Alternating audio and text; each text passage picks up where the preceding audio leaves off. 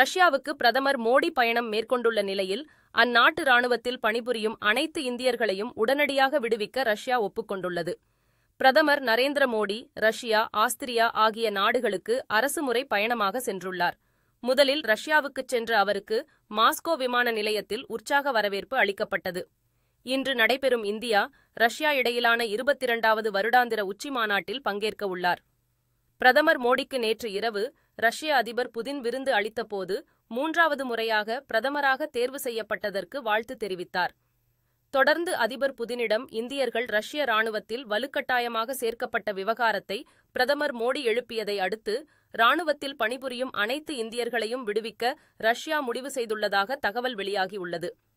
தங்கள் ராணுவத்தில் பணிபுரியும் அனைத்து இந்தியர்களையும் உடனடியாக விடுவிக்கவும், அவர்கள் தாயகம் திரும்புவதற்கு அனைத்து ஏற்பாடுகளையும் செய்து தரவும் ரஷ்யா ஒப்புக்கொண்டதாக தகவல் வெளியாகியுள்ளது.